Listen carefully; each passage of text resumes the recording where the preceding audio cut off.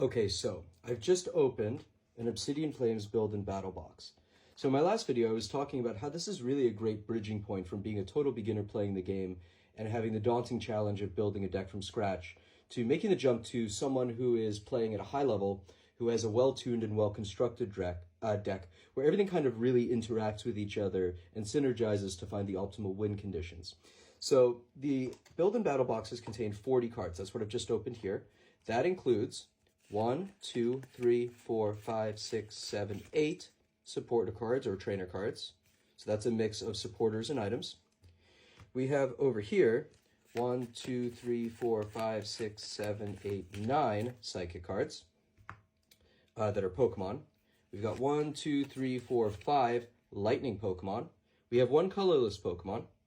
We have a total of 2 psychic energies, and we have a total of 15 basic electric energies. That's our 40 cards.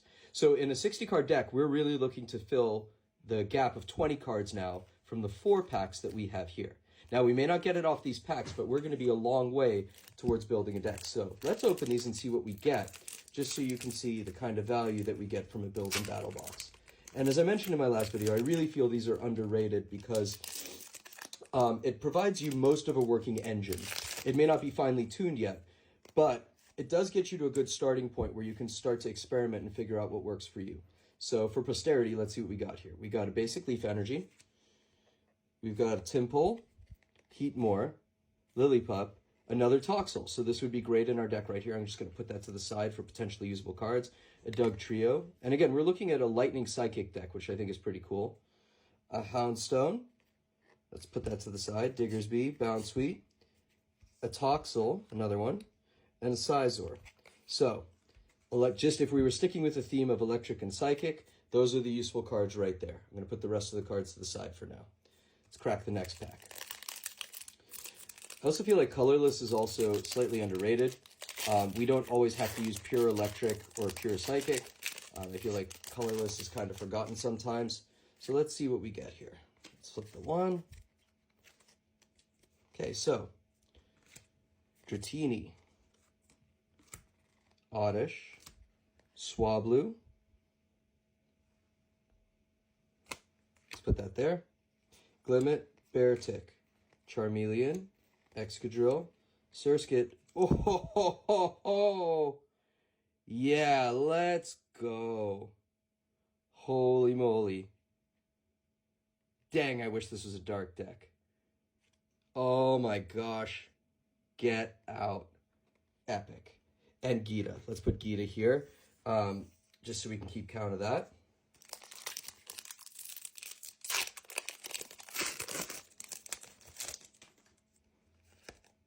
Okay, so not too bad, right, from a build and battle box. Oh my gosh, did that really just happen? It did just happen. Most excellent. All right, well, next deck we're definitely building dark.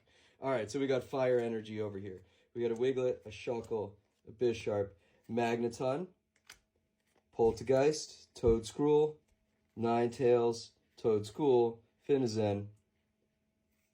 Okay, not a bad day from a build and battle box. So let's see what we got here. Grass energy. Okay, but it's a psychic type. So we'd have to make some energy changes there to make this work. But again, we can play with it a little bit. So let's put that right here. Oof. Wonder if this whole box is going to be fire. Let's open this up. Okay, let's flip that. Well, we know we have that, right? So let's put the code card to the side, flip it. Psychic. So Tadbulb. Lechonk, always classic. Let's put Lechonk over here. Barboach. Wiglet. Oh, I see something shiny. What is it? Pidgeotto. We could put Pidgeotto, but I'm going to put it to the side for now. Dragonair, Armor Rouge, Ortega, Bonsly, and Entei. So nothing super big from that deck, from that pack, rather. So is that all 4? That is all 4. Okay, so let's check this out. So we started with our 40 cards, including the Audino.